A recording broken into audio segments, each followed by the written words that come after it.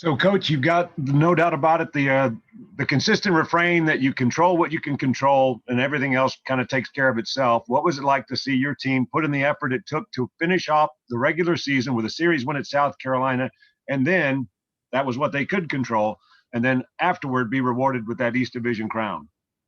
Yeah, it was. You say that phrase so often that you try and live by it. So then it was exhilarating for the guys. I mean, literally, couldn't get Evan Russell to calm down in left field. So just on a really good high and a great feeling about things for a lot of different reasons. And then when something out of your control happens to your benefit, it's almost kind of like, surreal is an easy word, but you almost kind of don't know how to handle it. And then as time went on and it sunk in that our guys accomplished something that, hadn't been done in a while, it's a pretty cool deal.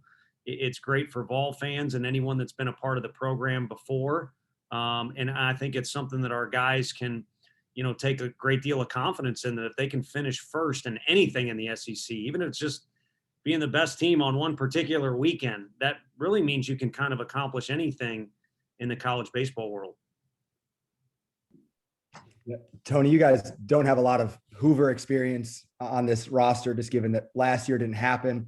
What do you tell these guys about what this experience is like and what the postseason baseball is kind of like in general? Yeah, oddly enough, the thing we stressed is kind of all that comes with the rules of the postseason. You no longer have the flexibility of going 2 minutes over your batting practice time or starting early or, getting 8 tickets when you have buddies coming in and things like that. So this tournament is a great precursor for what regionals can bring to you.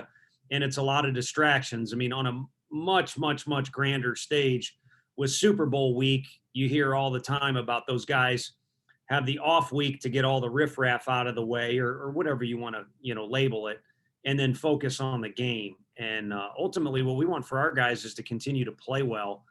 So we kind of presented all the peripherals that come with not just Hoover, but postseason baseball in general, and then play your best. And the one thing about playing your best down here is you're going to have to handle the heat and the humidity, and it's been a mild spring. So that'll be a challenge, as always, for every team here, but in particular this year. We'll go to Ben and then Vince. Tony, you mentioned yesterday that you didn't want to overtax your pitching staff, particularly Blade and Chad, but Blade has been just so awesome the last month or so and getting better by each start. How do you walk that fine line about wanting to kind of keep him in routine and keep that momentum going that he has built, but also not taxing his arm? Sure. No, you want him to compete this week. There's no doubt about it. If you can stay in that mode that he's been in, and you'd like to label it perfectly or set it up where it's the same day he's always been throwing and the same amount of pitches and have a successful outing, but that's not the world we live in. Arguably the best outing of the year for him, he lost or took the L, in the Arkansas game. So it's not going to be pretty in the postseason. And again, that's something we talked about with our guys is be prepared to do things that are outside of the norm. And for him, he already knows he may come in relief in this tournament. Other guys know that as well. Relievers may start, starters may relieve. But the bottom line is we do want to keep him active without, as you said, overtaxing him. And I think it is a fine line, but when you're blessed with a kid like Blade who just wants to compete to a point where it's kind of scary sometimes for us that are around him, that line gets thicker. And there's a lot more room for error, I guess is the easier way to say it. If I could follow up real quick, I'm curious as to what the benefit would be to bringing Blade or Chad out of the bullpen. Is that to help prepare for regionals, or is that just simply to try and win any particular game at Hoover? Just to get him to pitch. I don't know if that's the politically correct thing or the right thing to say if the players hear that, but push comes to shove. Would like to see the guys that we're going to lean on the most in the regional get action in the tournament. But again, it's a tournament. So I don't know if it's tournament or tournament. I'm going to have to go to John Wilkerson after this, but St. Louis boy says tournament, and that means chaos will prevail at all times. So you roll with it, and you want to win as many games as you can. And we hope we're to the point where, we got to use a position player, Drew Gilbert, to pitch. Sonny, with the uniqueness of the stadium in this SEC tournament, what are the traits of your team that you think could potentially be favorable in this kind of setting? I think the fact that, it's an offense that is pretty diverse. Their portfolio is as diverse as you'd want your stock portfolio to be. I mean, we've done things where we've socked the ball out of the park. We've played small ball. We've hustled. We've done, just kind of grind on the starter a little bit. We've done a variety of things to score, keep ourselves in games as it relates to the position players. And, Frank's guys are super reliable. And so on the offensive end of things, I think if the park is playing big like it normally does, we have ways to score or stay in the game. And then, again, in this setting, games can take on crazy twists. I think these kids have a way of kind of adapting to their environment on the offensive and defensive side. And then Frank's guys, you know what you're going to get. And if we get deep into that bullpen, or again, we're fortunate enough to play long enough where you got to start using some guys that aren't household names, they're going to be under his tutelage. They're going to be prepared. We'll go to Ryan next and then back to John. I want to ask you about Will Heston. I'm kind of curious what your initial thoughts were on him when you got the job and you're meeting him and seeing him pitch for the first time, and where has he grown the most, maybe even specifically from that 2019 season to now? Right. Well, I hated him because he beat us when we came with Arkansas to Tennessee, and he actually hit a ball down the first baseline to beat us in the first game that we played against Tennessee. And then we won the next game. We only played two. We split. So I remembered him as a two-way guy and a guy who beat us. But, things change when you I don't know what it's like to be an MLB guy that gets traded. But when you're wearing the same color and the same logo, you find a way to kind of bond to one another. And with him, it's easy. He's a mature kid. He's easygoing outside of the uniform. Inside the uniform, like I said, because he's a two-way guy, we knew we were getting an athlete. He really honed into the pitching side of things, and he was crucial. I mean, we went out and got Crochet, but, left-handed pitching is so valuable to every program, and we knew he was going to be crucial for us, and that's why we used him in so many different ways.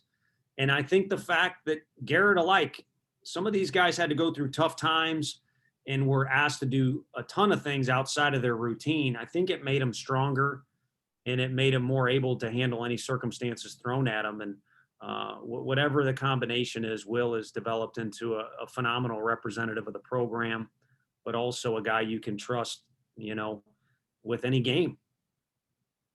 With your tournament experience, do you feel that there's ever not, I wouldn't say overconfidence, but the fact that you are going to open with a team that you've won at their place, took 2 out of 3, Tuscaloosa, as well as Columbia. And I'm just wondering, do you feel you have to remind anybody that don't think that just because you won 2, you're going to get the next one? Or do you love the fact that this team has done such a good job of just focusing on the day?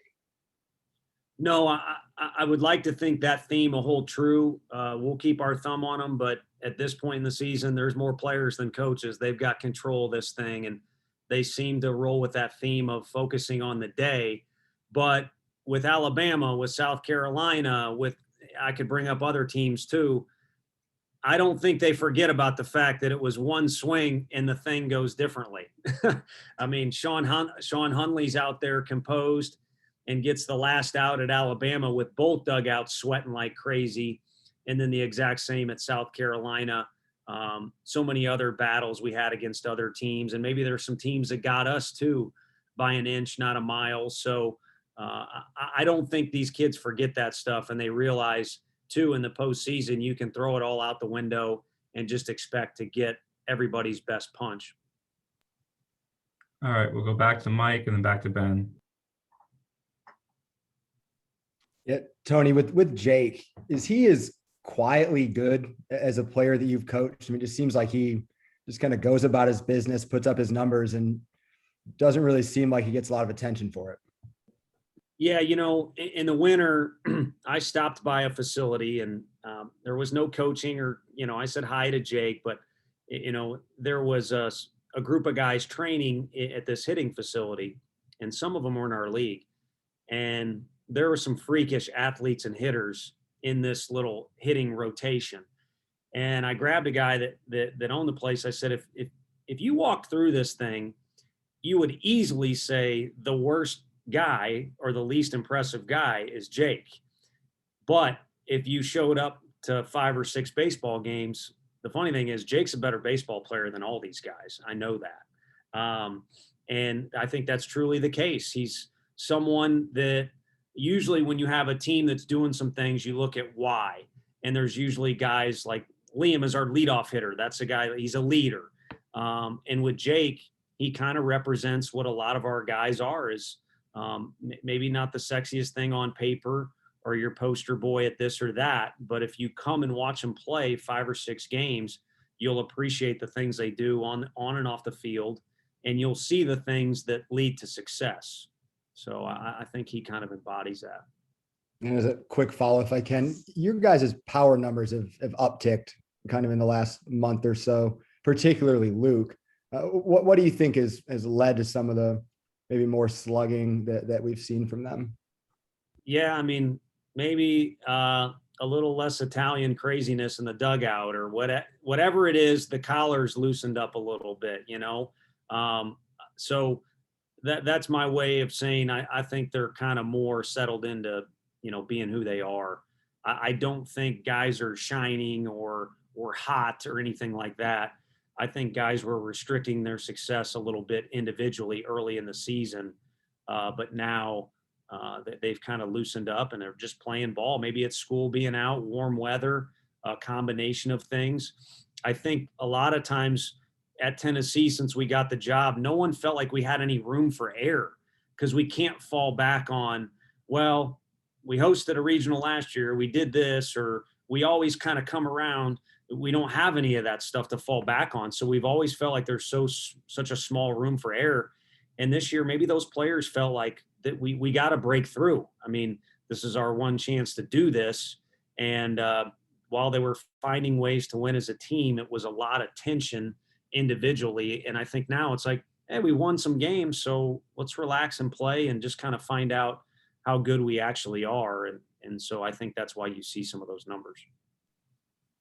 Credit to Ryan for this stat, but you all are one of 2 teams that had the same Friday, Saturday, Sunday, game 1 through game 3 starting rotation all throughout conference play this season. How significant is that, and how beneficial is it going into postseason play to have that kind of experience, I guess? Yeah. Who's the other team? Do you know? I think Ryan can chime in. I think he said A&M, and then Mississippi State was close. Y'all were actually Okay. the only one, actually. Oh, well, see, Mississippi State was Okay. the closest. Y'all were See, every now and then we got to put you guys on the spot because you always put us on the spot. That's my attempt at a joke.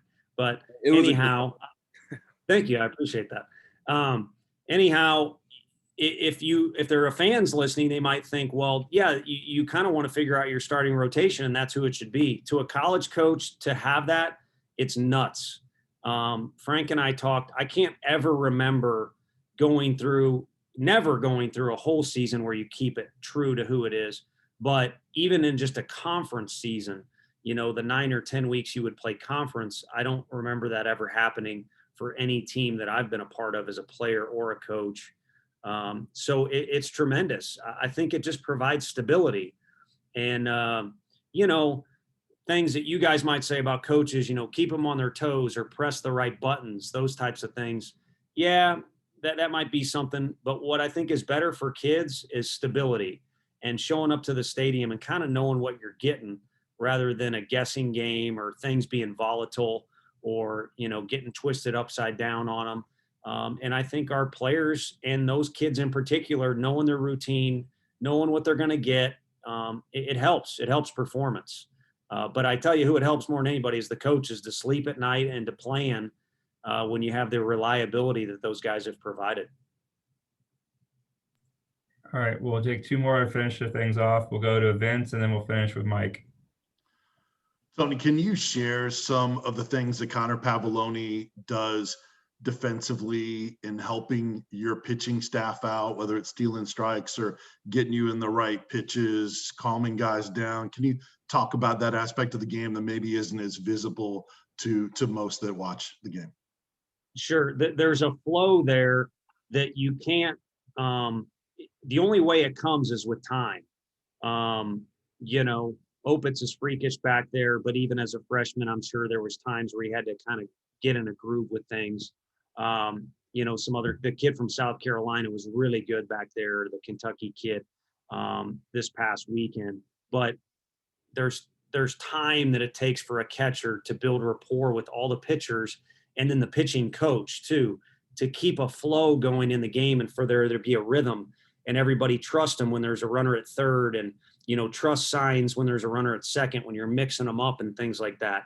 The only thing that can help make that happen is time and repetition. And so while Pav is very talented, like a lot of these catchers in the SEC, the best catchers in the SEC are the ones with experience. And it's the experience of knowing your pitchers, knowing your defense, the hitters that are coming up to the plate, and then that pitching kind of plan. And so all that has been ingrained in Pav with his time with us. And then in his time with us, he has earned the right for any player to have his back. I mean, the guys know that he's worked as hard as anybody. He's somebody they want to play well for. And when they're pitching to him or they're playing defense behind him or they're hitting behind him in the order, there's a little extra intangible there that kind of, you know, he's saying it. I didn't listen to the interview, but I know he's talking about the guys rallying behind each other when he got interviewed post South Carolina. Well, yeah, dude, that's because you're Connor. The way Pav is, you want to rally around him. And so he helps kind of make that a cyclical thing or whatever the right way to say it is. And so those are two things that really, really stand out. And there's more to list off too, but he really helps the flow of the game. And then when you show up to the park and you look to your right and you see Rucker, you want to win. And you look to your left and you see Pav, you want to do whatever it takes to win. Kind of a two-parter, both focused on bullpen. How valuable is a guy like Sean Hunley? I think he's got 7 wins and 7 saves, and just the way you guys have used him.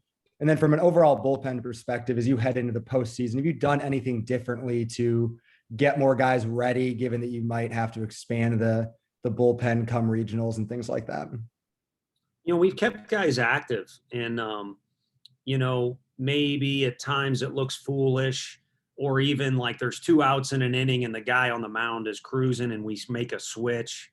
There's a little bit of playing the long game there. So we've kept guys active in practice and, you know, I think they've gotten everything they need because you can't replicate Sewell coming out of the pen and having to face one of the best hitters in the country with runners at second and third and the roof blowing off the stadium. I mean, you can't do anything in practice or anything in a non-SEC game that's going to make that realistic. So they've gotten what they need. I think we've put a lot of the extra time into the park. Frank has a personal relationship with all those guys. So we've kind of kept consistent throughout the year with what we need to do. And honestly, I hate putting pressure on kids, but it's kind of on them. If they get the opportunity, then they need to go out there and pitch like they can and not overthink the moment. But with Sean, I'm sure there's exceptions. I always kind of try and throw out other examples with other teams or programs. But, man, you think back to a lot of things like Coastal Carolina winning a World Series. They had a guy out of the pen. Forgive me, I don't know his name. And UCLA had a submarine guy named Bird. For great teams like the SEC champs with Kevin Kopps, I mean, you kind of have to have a guy like that. And again, I'm sure there's an exception, but it's tough to do what we did to win a division in the best conference in the country. You kind of need a guy like that. So that's the easiest way for me to try and overstate how important it is to have Sean on the mound. And then I would always understate how fun it is to have Sean around just as a dude. He's a quirky fella. All right. Thanks, Coach. Thanks, everybody. Thank you. Thank you.